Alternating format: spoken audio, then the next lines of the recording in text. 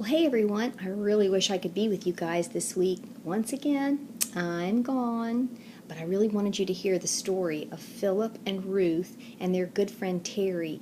Now remember last week we talked about the fact that Terry was going to come and live at their house and they had a lot of work to do.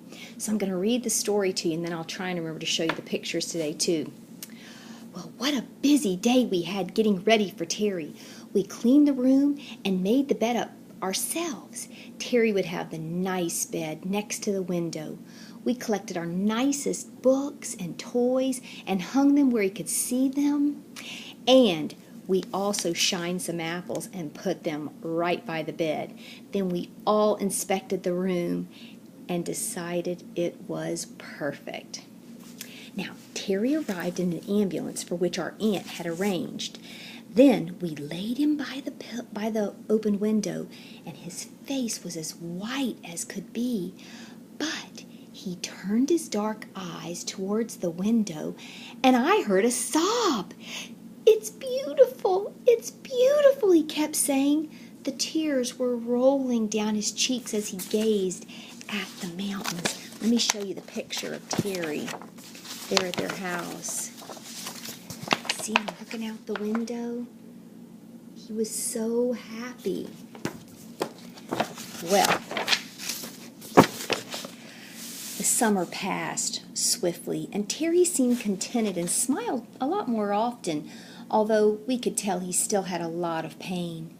Terry's mother was happy and was a big help to Aunt Margaret around the house. She belonged to the Good Shepherd now and learned to read her Bible a bit.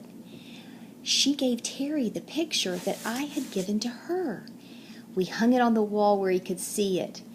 But Terry fretted about the picture. He never could be sure that the Good Shepherd really got a hold of the sheep. "But I expect Jesus could reach anywhere, couldn't he?" said. One day Terry said, "What I would like is a picture of the Good Shepherd holding the sheep after he has saved him. I'd like that fine." Now let me show you a picture of Terry's mom reading the Bible. Isn't that exciting? Remember, she couldn't even really read, but now she's learning to read. One Saturday, I set off alone to visit Mr. Robinson. Remember, he's the pastor. Philip was at school practicing football, and Terry seemed too tired to talk today. I enjoyed the walk and stopped to pick a wreath of berries and wound them around my hair.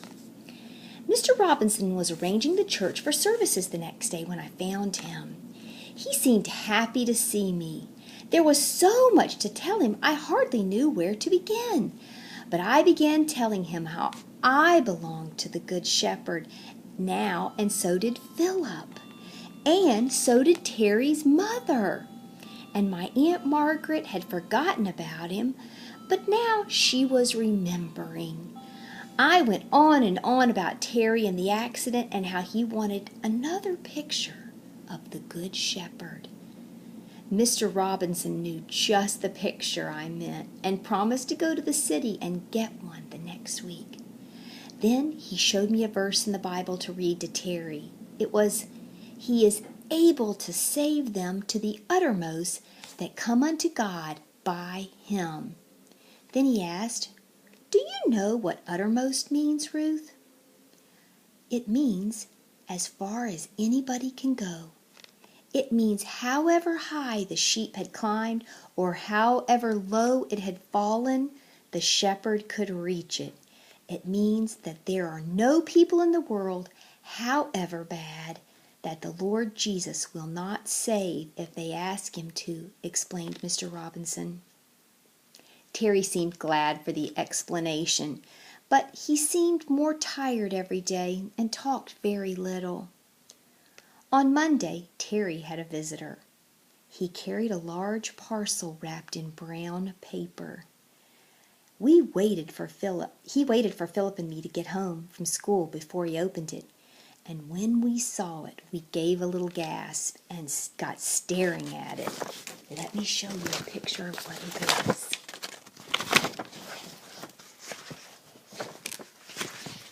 Oops. There it is. Do you see? It's the Good Shepherd and all the sheep behind him, and he's holding one in his hands. So, it was a framed picture of a meadow full of clean sheep all walking one way and nibbling the grass as they went. In front of them walked the shepherd, and in his arms lay a little lamb peacefully asleep. It was Terry who talked first. "Where's he carrying to?" he said suddenly. "Home, Terry," answered Mr. Robinson. "Where is his home?" Terry went on. "It's a place where the shepherd lives, and where we see him face to face," Mr. Robinson replied. "Shall I read you something about home, Terry?" The boy nodded. Mr. Robinson read in a soft voice, "And God shall wipe away all tears from their eyes, and there shall be no more death, neither sorrow nor crying, neither shall there be any more pain." Terry was quiet, and then he said, "So no more pain?" That seemed good to Terry, who was in pain so much. "May anyone go there, or only the good ones?" he asked. "The gate is open to the shepherd and anyone who wants to believe and receive him. When we receive him, we belong to him, and we get to go to his home. The gate's open for anyone who wants to go in, for anyone." "I want to belong to the shepherd, and I want to go where there's no more pain," Terry said. Then he prayed, asking forgiveness, and fell asleep with his hand on the picture. Before we went to bed that night, we hung the picture where Terry could look at it. He seemed happy and had a nice smile on his face. We knew the shepherd had found Terry.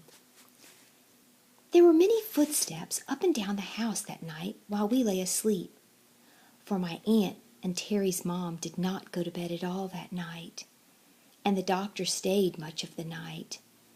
No one heard the feet of the Good Shepherd as he drew near and picked Terry up in his arms. Before the sun had risen again, while the stars were still high in the sky, Terry had left his twisted, suffering little body and all his pain behind him forever. The shepherd had carried him home.